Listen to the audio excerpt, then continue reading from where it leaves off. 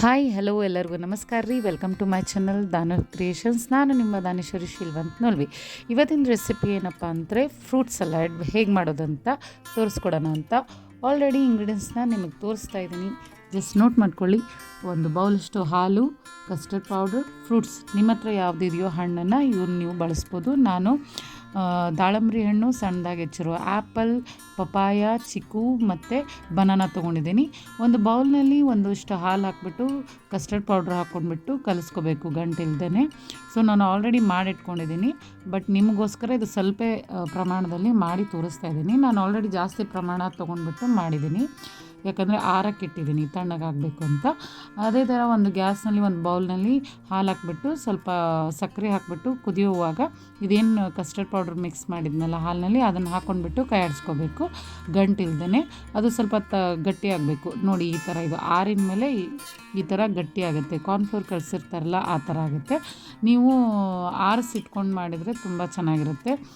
ಮುಂಚೆ ಮಾಡೋದಿದ್ರೆ ನೀವು ಫ್ರಿಜ್ನಲ್ಲಿ ಇಡ್ಬೋದು, ಇಲ್ಲಾಂದರೆ ನಾನು ಫ್ರಿಜ್ ವಾಟ್ರನ್ನ ಕೆಳಗಡೆ ಒಂದು ಪಾತ್ರೆಯಲ್ಲಿ ಹಾಕಿಬಿಟ್ಟು ಇದನ್ನು ಮಾಡಿರೋದು ಪಾತ್ರೆನ ಅದರಲ್ಲಿ ಇಟ್ಬಿಟ್ಟು ಆರ್ಸೋಕ್ಕಿಟ್ಟಿದ್ದೀನಿ.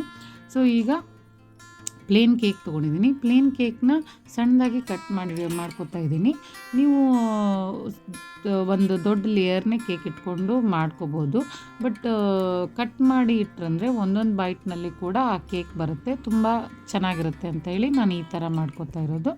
ಈಗೇನು ಸರ್ವಿಂಗ್ ಬೌಲ್ ನಾವು ಯಾವುದ್ರಲ್ಲಿ ಸರ್ವ್ ಮಾಡ್ತೀವೋ ಫ್ರೂಟ್ ಸಲಾಡ್ನ, ಅದೇ ಬೌಲ್ನಲ್ಲಿ ಒಂದು ಲೇಯರ್ನ ಕೇಕ್ನ ಕಟ್ ಮಾಡಿ ಇಟ್ಕೊಂಡಿರೋದನ್ನು ಇಟ್ಕೋತಾ ಇದ್ದೀನಿ.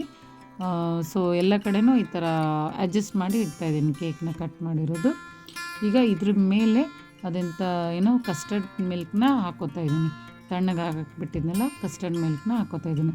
ನೀವು ಜಾಸ್ತಿ ಕ್ವಾಂಟಿಟಿ ಇದ್ದರೆ ಸ್ವಲ್ಪ ಜಾಸ್ತಿ ಹಾಲು, ಸಕ್ಕರೆ ಹಾಕ್ಬಿಟ್ಟು ಕಸ್ಟರ್ಡ್ ಪೌಡ್ರ್ ಹಾಕ್ಬಿಟ್ಟು ಮಾಡಬೇಕು.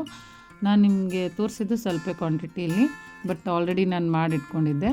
ಸೊ ಈಗ ಇದ್ರ ಮೇಲೆ ಹಣ್ಣುಗಳನ್ನು ಹಾಕ್ಕೋಬೇಕು. ಸೊ ನಿಮ್ಮ ಹತ್ರ ಯಾವ್ದು ಹಣ್ಣಿದೆಯೋ ಅದನ್ನು ಬಳಸ್ಕೋಬೋದು. ನಾನು ಸಣ್ಣದಾಗಿ ಹೆಚ್ಚಿರೋ ಪಪಾಯ ಹಾಕೋತಾ ಇದ್ದೀನಿ. ಅದ್ರ ಮೇಲೆ ಸಣ್ಣದಾಗಿ ಹೆಚ್ಚಿರೋ ಚಿಕ್ಕು ಹಾಕೋತಾ ಇದ್ದೀನಿ. ಸಿಪ್ಪೆ ತೆಗೆದುಬಿಟ್ಟು ಹೆಚ್ಚಿದ್ದೀನಿ, ಕಟ್ ಮಾಡಿದ್ದೀನಿ.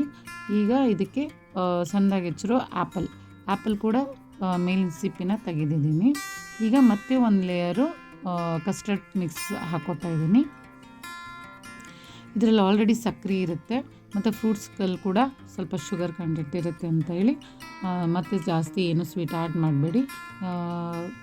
ಈಗ ಇದ್ರ ಮೇಲೆ ಮತ್ತೆ ಬನಾನಾ ಹಾಕಿಬಿಟ್ಟು ಪೊಮೊಗ್ರೆನೇಟ್ನ ಹಾಕಿಬಿಟ್ಟು ಮತ್ತೆ ಒಂದು ಲೇಯರ್ ಸ್ವಲ್ಪ ಕಸ್ಟರ್ಡ್ ಮಿಕ್ಸ್ ಹಾಕ್ಕೊಂಡ್ಬಿಟ್ಟು ರಫಾಗಿ ಒಂದು ಲೇಯರ್ ಮತ್ತೆ ಒಂದು ಸ್ವಲ್ಪ ಕೇಕ್ ಹಾಕ್ಕೊಂಡ್ಬಿಟ್ಟು ಲಾಸ್ಟಿಗೆ ವೆನಿಲಾ ಸ್ಕೂಪ್ಸ್ ಐಸ್ ಕ್ರೀಮ್ನ ಹಾಕಿಬಿಟ್ಟು ಇದ್ರ ಮೇಲೆ ಜಸ್ಟ್ ಫಾರ್ ಗಾರ್ನಿಷ್ ಕಸ್ಟರ್ಡ್ ಪೌಡ್ರದ್ದು ಮಿಕ್ಸ್ ಹಾಕಿಬಿಟ್ಟು ಪೊಮೊಗ್ರೆನೇಟಿಂದ ಗಾರ್ನಿಷ್ ಮಾಡಿದರೆ ನಮ್ಮ ಹೆಲ್ದಿಯಾದ ಫ್ರೂಟ್ ಸಲಾಡ್ ರೆಡಿಯಾಗಿದೆ.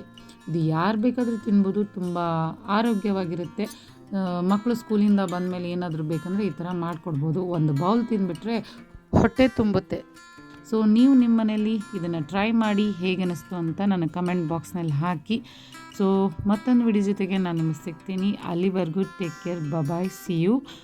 ಅಲ್ಲಿವರೆಗೂ enjoy the fruit salad. So ಯಾರೆಲ್ಲ ನನ್ನ ವಿಡಿಯೋ ನೋಡ್ತಾ ಇದ್ದಾರೋ ಎಲ್ಲರಿಗೂ ನಮಸ್ಕಾರ ರೀ.